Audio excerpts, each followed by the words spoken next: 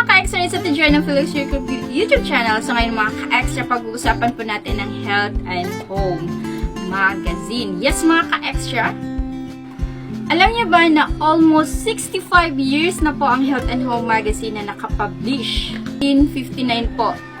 Tingnan nyo. Since 1959, na-publish na po ang Health and Home magazine. Yes mga ka-extra, bakit nga ba itong Health and Home ay since 1959 ay nandito pa rin mga ka-extra? Bakit maraming nagsasubscribe or marami pa rin bumibili nitong Health and Home? Ano ba ang nasa Health and Home magazine mga ka-extra? So let's go mga ka-extra. So babasahin po natin itong isa sa mga subscribers ng Health and Home na almost 30 years na siyang nagsasubscribe mga ka-extra. So let's go. Ang pangalan po niya ay si Rosella Dating Ginoo Sena, PhD. Is a retired elementary school principal, second of Baco District Division of Oriental Mindoro. So she is a subscriber of Health and Home. So ito po yung siya mga ka-extra. Ito po ay mga ka-extra is 2022 na issue. So meron po tayong 2023. Ayan. So babasahin natin mga ka-extra kung bakit nga ba siya nagsasubscribe sa Health and Home magazine. So, My Guide to Life. Ito yung title ng kanyang notes. Okay. For almost 3 decades, 3 decades is 30 years yan mga ka-extra. Health and Home has become such a key element in my way of life. This magazine has been a constant source of inspiration, entertainment, knowledge, values, and wisdom, molding me into who I am today. In 1992, when a friend of mine showed me a hardbound copy of Health and Home, I was instantly smitten. Aside from the beautifully curated content of the book, one of the things that made me fall in love with it was its texture and overall presentation. So yes, mga ka-extra, presentation, ipapakita ko yan sa inyo mamaya. It possessed such a timeless and classic quality, which I believe is one of the many reasons for the magazine's success up to this day. Health and Home has guided me throughout my whole professional journey, from public elementary school teacher to principal. The articles I have read inspired the interviews I had, speeches I gave, and decisions I made. The upbringing of my children and grandchildren was based on what I have learned from reading Health and Home. I have also shared my love for this magazine with friends and family, especially with my grandson, who has read even the oldest edition that I possess. When a new edition arrives, I cannot help but finish reading the book as soon as possible. At times, I fall asleep while reading the book and just pick up where I left off when I wake up in the morning. Amid the current global pandemic, reading Health and Home serves as my rest after a productive day of managing the flowers in my garden. I owe much to Health and Home, for which I am forever grateful. More power and benefit. So yun yung kanyang notes mga ka-extra about Health and Home mga ka-extra. So yun mga ka-extra yung sinabi ni Ma'am Rosella about sa Health and Home. Bakit umabot siya ng 30 years sa pag-subscribe. Until now, nagsasubscribe pa rin siya sa Health and Home. So, kaya na-feature siya dito sa notes from the frontliners. So, yung notes from the frontliners is sa mga sa mga subscribers, kung ano yung masasabi nila sa Health and Home. So, almost 65 years yung 65 years na po yung yung Health and Home magazine.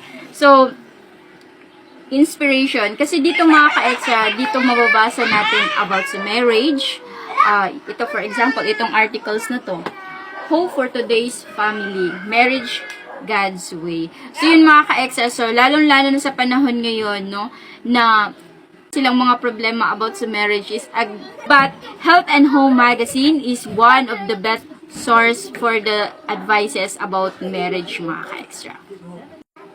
So, aside din sa marriage mga ka-extra na articles, meron din tayong personal answers. So, ano ba yung personal answers mga ka-extra? Papakita ko sa inyo.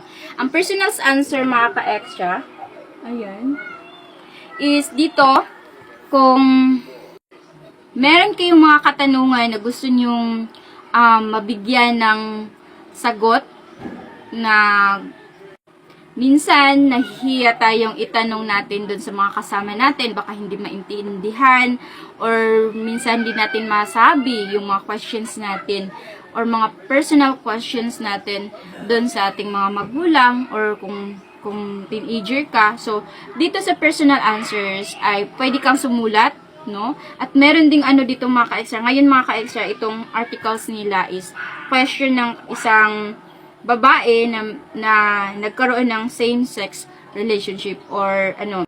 So, hindi lang po teenager ang pwedeng magtanong dito. Kahit ina na po kayo or you're a father or grandfather or grandparents na, pwede po kayong magtanong. At ang kagandahan nito mga ka-extra, yung sasagot sa inyo ay hindi lang basta-basta na writer or author, kundi isa ding doctor mga ka-extra at isang guidance counselor mga ka-extra.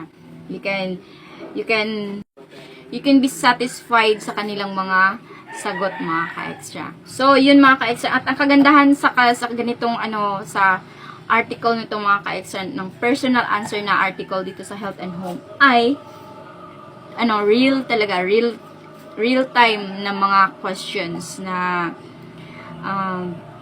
di natin alam na yun yung isa sa mga problema ng mga tao, which is parang nakaka-relate tayo mga ka-extra. So, yun.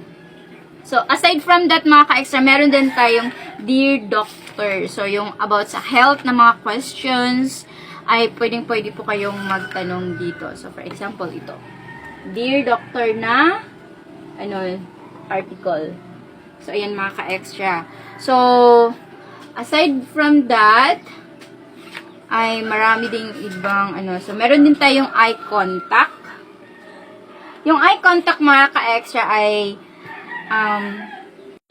informations na makukuha mo are all around the world. So, legit talaga ng mga source of information. So, yun. At meron din tayong stewardship. Ang stewardship mga ka-extra is about financial management. Yes, mga ka-extra, or financial literacy. So, no? Napakaganda ng book kasi all-in-one package na siya mga ka-extra. Then, for example din itong yung mga for example ito, 30 ways. So, in this edition, meron siyang title na 30 ways to love yourself online. So, yan. Education, meron din siyang home gardening mga ka-extra. Ayan, home gardening. At meron din siyang modern homemaking. So, ayan. So, tapos na. At meron din siyang education. Tapos, meron din tayong, aside from Dear Doctor, meron din tayong consult your lawyer. So, kung meron kayong mga katanungan about sa law, example, itong foreign judgment, mga legal. Okay. Meron din tayong miracle stories. Example, meron din tayong food for family, which is mga food recipes, and also, aside from food recipe, yung nutrients na makukuha natin sa niluluto natin na food recipe dito. Nag-share din sila ng food recipe. Then, peoples and places, which is I love this art in this edition kasi meron silang people of places by Sulans. So, dito malalaman natin iba't ibang culture ng ating mga kapwa natin Pilipino dito sa Pilipinas. So, Children's Corner. Ayan. Children's Corner. So, yung Children's Corner mga ka-extra is, dito mababasa natin yung mga Bible stories. Meron din mga stories na pangbata. So, pwede natin siyang gamitin for bedtime stories natin sa ating mga anak. So, yan. Tapos, meron siyang mga activity na pwedeng sagutan ng ating mga anak. Tapos, yung, meron din tayong learner's log, kung saan malalaman natin kung ano yung iba't ibang klase ng mga hayop. Dito, ang feature nila is yung sloth. So, ayan, sloth. So, ano ang sloth at ano yung mga characteristic ng sloth. So, meron siyang mga activity. So, at isa pa, meron siyang arts and crafts. Kung saan, pwede natin i-recycle yung mga bagay na nasa bahay natin. At, yun, so, pwede tayong magawa ng parang sayong noon, parang handicraft, ganun. So, yun, mga ka-extra. So, yung mahilig ng mga recycle materials, so, pwede pang libre ito. So, all-in-one package na po siya. So, for, na magazine. So, ano pang hinintay nyo? Bumili na po kayo ng Health and Home magazine para po sa mini library niyo sa bahay niyo. So, that's all. Thank you and the best everyone.